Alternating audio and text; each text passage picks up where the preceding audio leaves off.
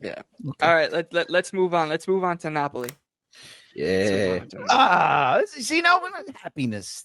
Happiness is in the room Bye. now. Yeah. My time is up. Bye. I'm going bye. Hold on 1 minute. Oh, here we go.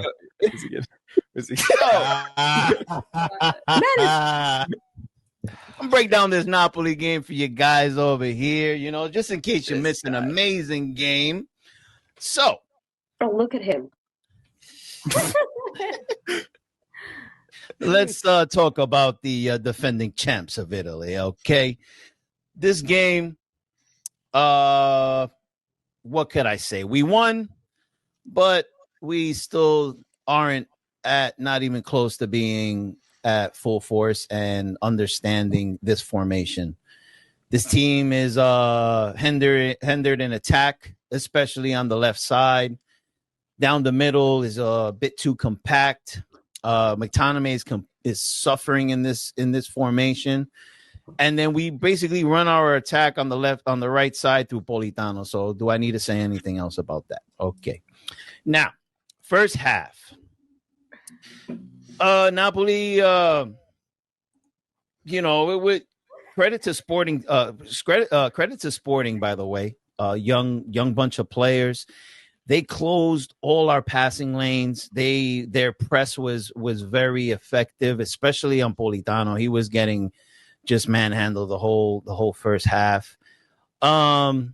Like I said, the midfield just looks way too condensed. It's just too many bodies up in there. We're not spreading play, especially on the left side. Like I said, everything's going to the right, and Politano is he's not the best creative winger out there. So gotta give it to Spina. He's looking like one of the best fullbacks in the league right now. That guy is played on the right. He normally plays on the left. So listen, Spina could play as a left back, as a right back, as a winger. The guy's he's the next joker for our team. I love Spina, by the way. I think no, he didn't win man of the match. That was Hojlund that won it, but Spina did pretty well.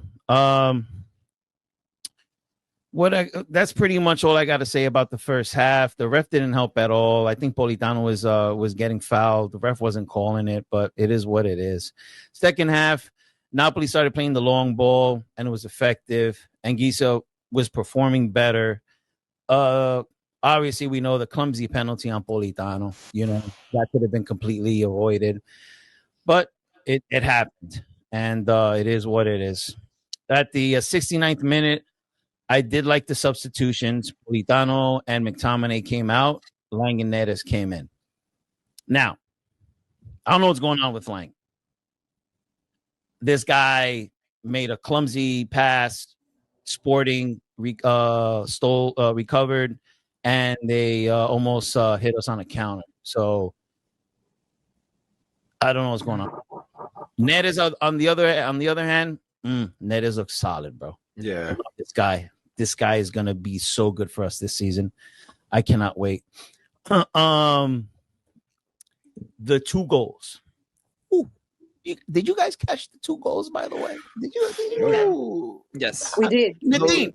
Nadine, I would like you to tell me who scored the 2 goals of our game. Nadine? Oh, no. Okay, I have to let go of my pride. Here's the thing. I have to let go of my pride. This first goal by Hojlund and the second goal by Hojlund. The first one is crazy. It was actually hard. the second one. I mean, actually, I couldn't the second goal was even more nasty. The second goal was even more nasty. I mean, I love the first one because I'm not sure which one is which because obviously I did not watch the game. It was the same time as Juventus, so I watched after. But seeing those 2 Napoli players sprinting from basically from the pitch, from the beginning of the pitch, and then sprinting and the whole other players of the other team just sprinting behind them and not being able to catch them and then assisting to Hojlund. It was crazy. Yep. I loved that goal. It was art. To be honest, I enjoyed seeing that. I enjoyed watching that. And I have to let go of my pride. This was art. And I love that. 1 point for Dom. 1 point for Dom already. 1 point for Dom, 0 for Nadine. 1 point for you. 1 point. Okay. Yeah. So the first goal. Oh my God. Anguissa to KDB. KDB back to Anguissa. Anguissa to KDB.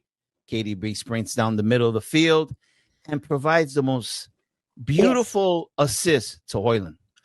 Now, few strikers could do that. This is the especially one under the bright lights. Man. Perfect. Yeah, especially under the bright lights of the Champions League at home. Perfect.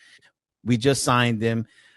What a goal. But the second goal, that assist, that cross from KDB to Hojlund. Now, the thing that got me the most on this goal is that the goalkeeper's punching out, right, to clear.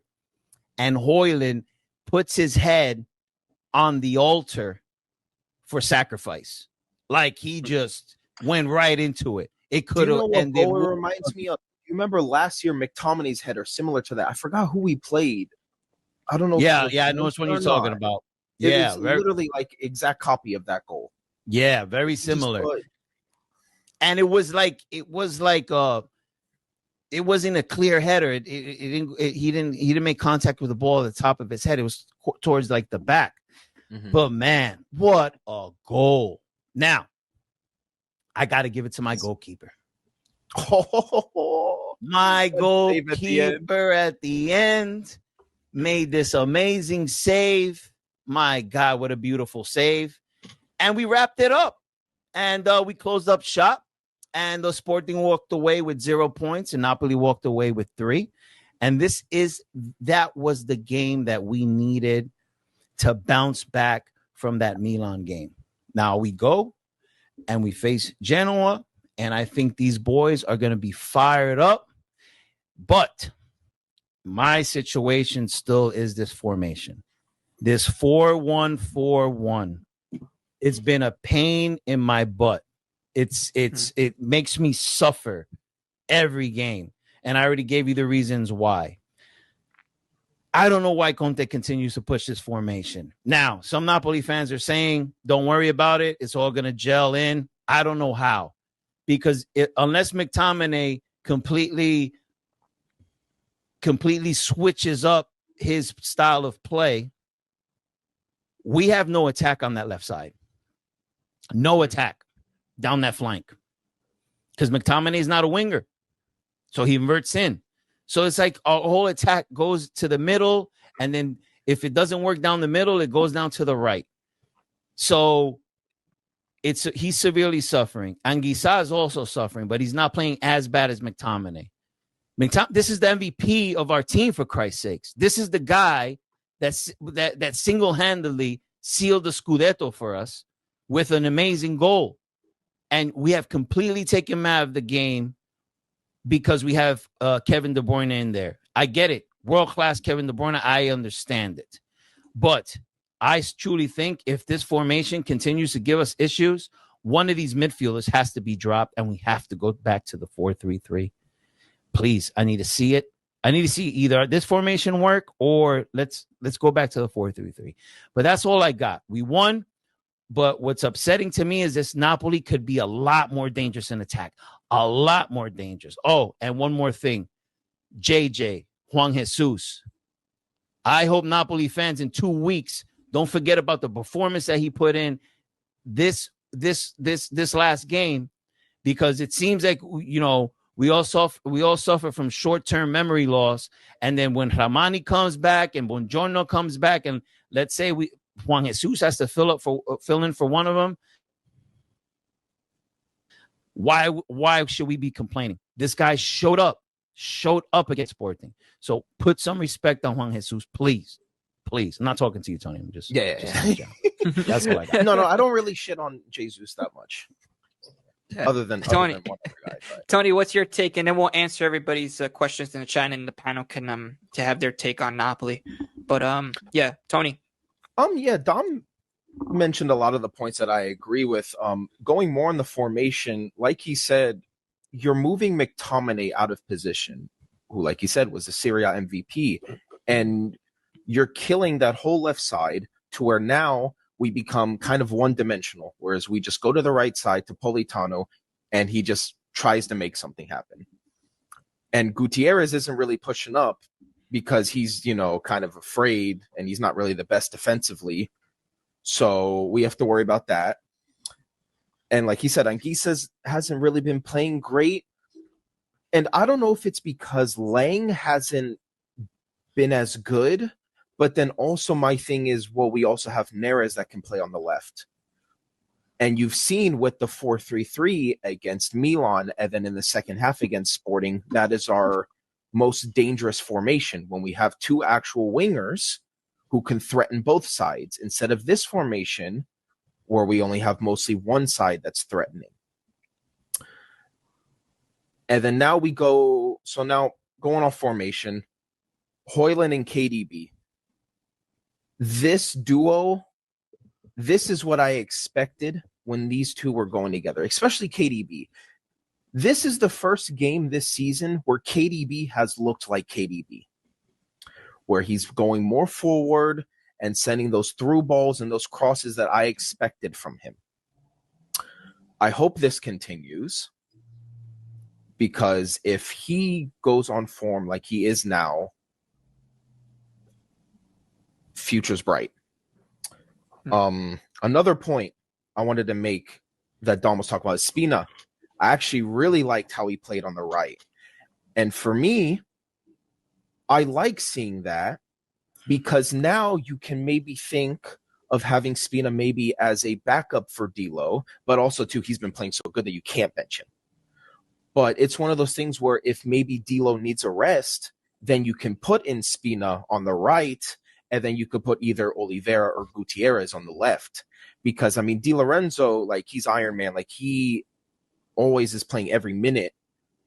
But now I think, like, he needs to get some rest because to get back on form.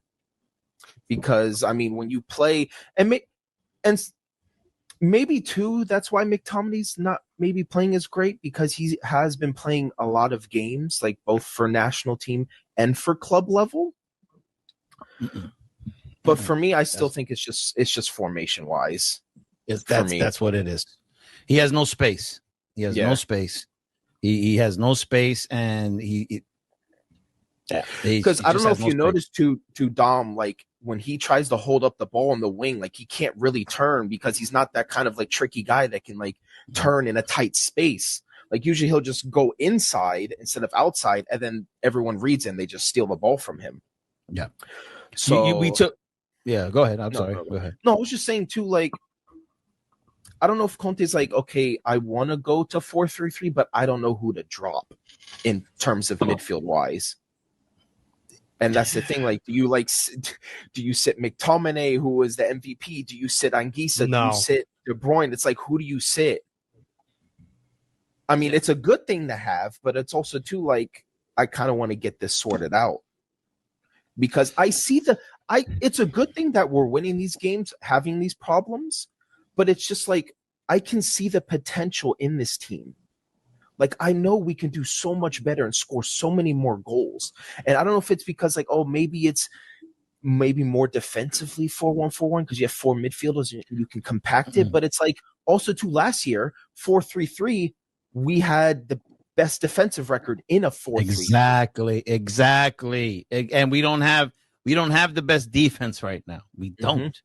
We're not bad. We're not horrible, but more goals are leaking with this supposedly more defensive formation. Yeah. So what are the positives? Okay, I'm happy that Hojlund and KDB have chemistry, but we can't be Hojlund and KDB dependent out there. Yeah. We can't be Hojlund and KDB dependent, bro. No. We need to be what we were, where we had 12 Napoli players that had scored goals last season. You feel me? That's what we need. Now, I don't know how Conte is going to do it, but you know what the problem is? It's not the problem, but the situation is KDB is now on our team. You don't bench KDB. Yeah. You don't bench him.